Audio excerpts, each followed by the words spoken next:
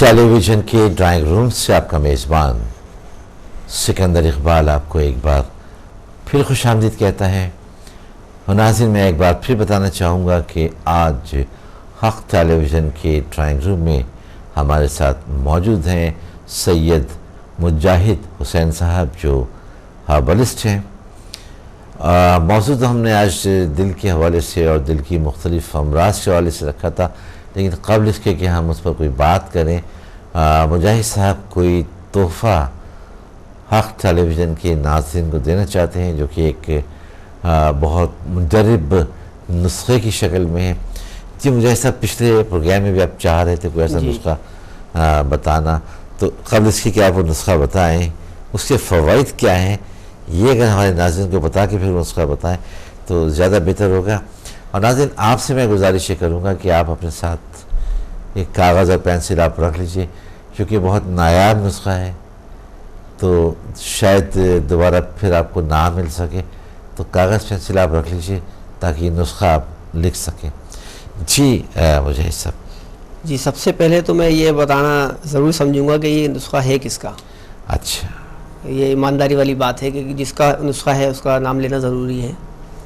ये एक हिंदी की किताब है मेरे पास, तकरीबन 1935 की वो छपी हुई है। अच्छा, तो मैंने हिंदी सीखी भी है, उसमें नुस्खे में पढ़ता हूँ।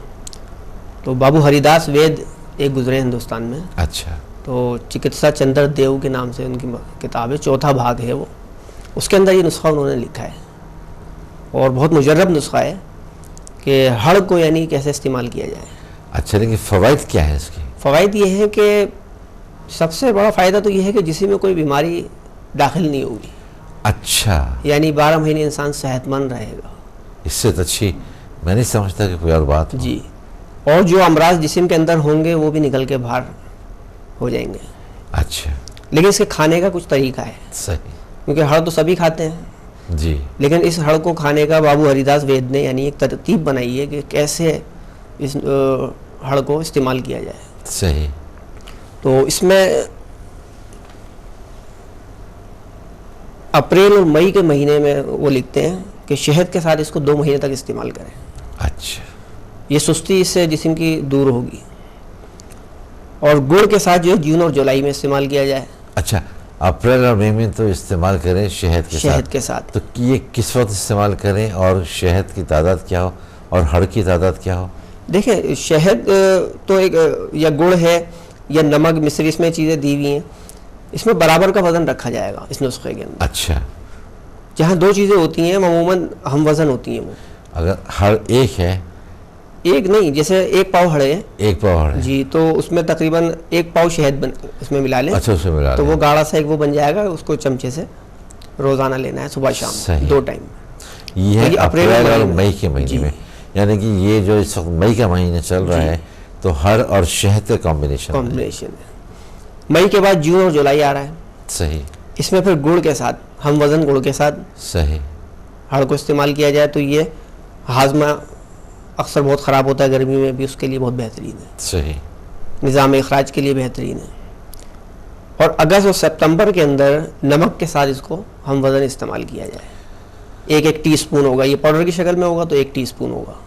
अच्छा, तो ये तो फिर नमक तो बहुत ज़्यादा, ऊपर से कड़वाहट ज़्यादा नहीं आ जाएगी? नहीं, उसमें हड़ भी शामिल है ना। अच्छा, जब हड़ बराबर वज़न की उसमें मिल जाएगी तो उसका कम हो जाएगी। और नमक के भी अपने फ़ायदे, लाहौरी नमक इस्तेमाल किया जाए क्योंकि लाहौरी नमक की अपनी एक अफादियत है। सही, हमारी तबीयत यूनानी में यानी इसको बड़ी अहमियत दी जाती है लाहौरी नमक को।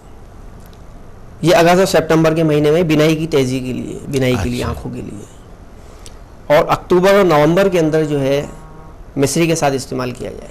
अच्छा, ये बालों को सियाह रखने के लिए, अच्छा, बालों की स्याही कायम रहेगी। और दिसंबर और जनवरी में सौंठ के साथ इस्तेमाल किया जाए। सही, इससे जिस्मानी ताकत बढ़ेगी मर्द और ख़वातीन दोनों के लिए। और फरवरी और मार्च में जो है पीपल के साथ इस्तेमाल किया जाए। अच्छा, पीपल के साथ? जी। तो पीपल के जो पत्ते होते हैं? नहीं, पीपल एक दवा है, जड़ी बूटी है, वो बिल्कुल जैसे शहतूत होते हैं ना, शहतूत को आप सुखा लें, इस तरह की होती है। एक अच्छा। छोटी पीपल होती है, एक बड़ी पीपल। सही, छोटी पीपल तो खैर अब नहीं मिलती, बहुत मुश्किल से मिलती है। तो पीपल दोनों में से कोई सी भी ले लें, अच्छा। तो पीपल का पाउडर बना के और हड़ का पाउडर बना के बराबर वजन मिला के ये इस्तेमाल करें फरवरी और मार्च में, तो ये जिस्म के तमाम अमराज के लिए, हर बीमारी से महफूज रखने के लिए। तो ये 12 महीने अगर इस तरीके से हड़ को इस्तेमाल किया जाए तो जिस्म में कोई बीमारी इंशाल्लाह दाखिल नहीं होगी और हर मर्ज से छुटकारा मिल जाएगा, लेकिन हल्के हल्के, क्योंकि हर्बल दवाई है, कुदरती तरीके से असर करेगी। इस तरह हम खाना खाते हैं तो 3 से 4 घंटे में वो हजम होता है। सही। हम चाहें 15 मिनट में हजम हो जाए तो वो नुकसानदेह है, क्योंकि मशीनरी है, उसका अपना एक टाइम है, टाइम पीरियड उस हिसाब से वो उसको हजम कर दी है। तो दवाओं को भी अपना एक टाइम होता है, हर्बल दवाओं को, उस हिसाब से वो अपने जिस्म में जाके असरात दिखाती हैं।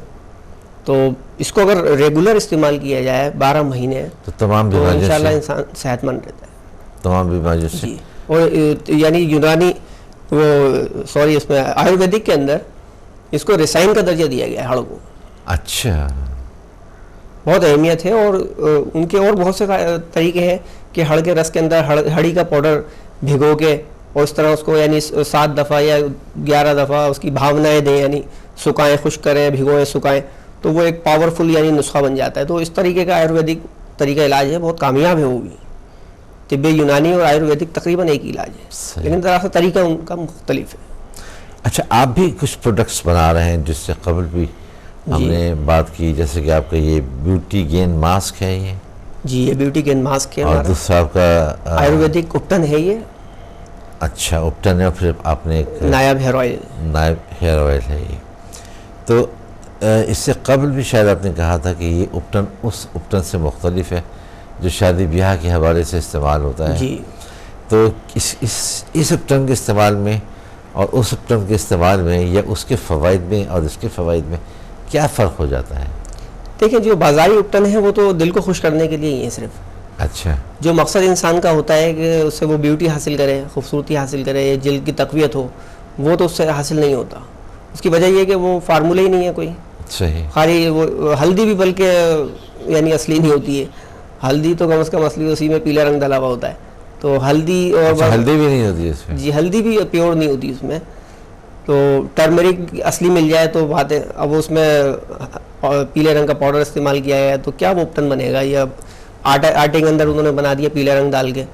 एक फार्मूलेशन होती है हर चीज़ की। ये आयुर्वेदिक उपटन है, इसमें तमाम कीमती अज्जा, इसमें संदल तक हमने शामिल किया गया है। अच्छा। बादाम डले हुए इसके अंदर। अच्छा अच्छा।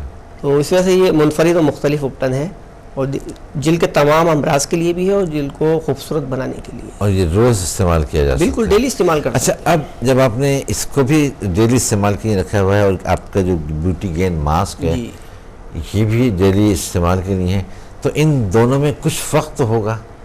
ये फ़र्क तो बिल्कुल है, फार्मूले में भी है। हाँ। और इनकी अफादियत में भी है। अच्छा, तो मतलब एक सुबह इस्तेमाल कर सकते हैं, एक रात में? जी बिल्कुल कर सकते हैं। और जिस तरह लोग, मैंने देखा है कि क्रीम है, लोशन इतनी पाबंदी के साथ इस्तेमाल करते हैं, जबकि सबको मालूम है वो केमिकल की बनी हुई होती है। केमिकल के बगैर क्रीम और लोशन बन ही नहीं सकता।